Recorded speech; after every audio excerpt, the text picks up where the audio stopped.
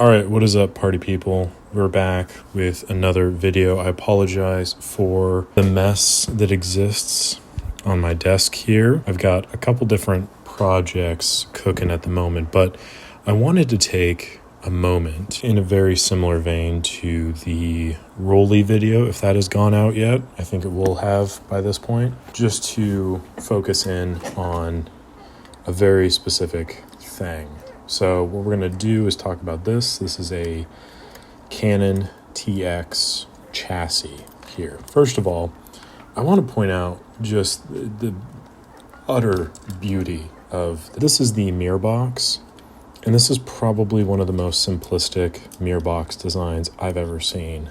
It is incredible, like absolutely incredible. This is the totality of its function right there, and then you have your stop down mechanism here that actuates that, and that's all this is. Literally that's it. There's a little tab here for your like low indicator. This thing is so simple charging mechanism, simple discharge mechanism, and then this whole mechanism here for your aperture. So pretty nice. There's something about this I really enjoyed. But the main thing I want to talk about is this. Now, I got this camera in not too long ago, and the slow speed escapement was not working. Now, typically what that is an issue in here. This gets all gummy, so sometimes you just kind of flush it out with some alcohol, give it a little swab and a clean, and then you should be good to go. However, that was not the case. There was something else going on. So I took the mirror box out and wanted to take a look at this directly. Now, I wish I would have recorded that, but I did not have that forethought. What I will say, though, is there's a lot of little film chips in here, a lot of stuff. There's a lot of debris, as you can tell by the mess. There's also a lot of rust, a lot of corrosion and mold growth. And because these gears are so small, stuff like that really gums up the works, I'm sure you can imagine. Now, I'll take another little light here so you can get a better idea of what this looks like. And the reason I'm showing you this is because there's not really great reference for this online, what this escapement's supposed to look like.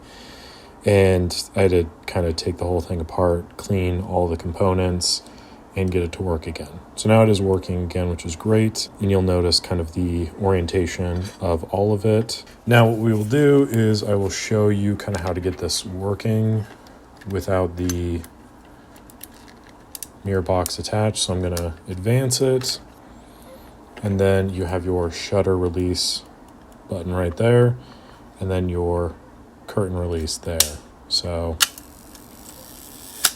there you go.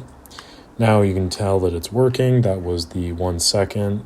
It's, running pretty all right, all things considered. Brass piece that sits in front of your speed selector knob. So notice as I change the shutter speeds, how that's moving, and that is then selecting the different mechanism in which the placement of this gearing moves.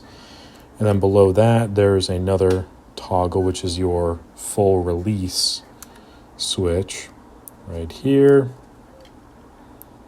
So as I move it to the non-slow speed gears, that release then gets pressed in all the way, meaning that this all gets overridden because you're no longer requiring the slow speed escapement on these speeds. But as we move them back in, notice how that is moving and articulating through the different gearings. Obviously, different shutter speed times here require different gearings here. So it's all kind of correlated in that regard. So yeah, that's pretty much the gist of it. Not like the most phenomenal walkthrough. I just wanted to give a specific rundown of this situation as it comes up, because it was something I was not very familiar with typically. I hope you enjoyed the video. Thank you, and I will catch you on the next one.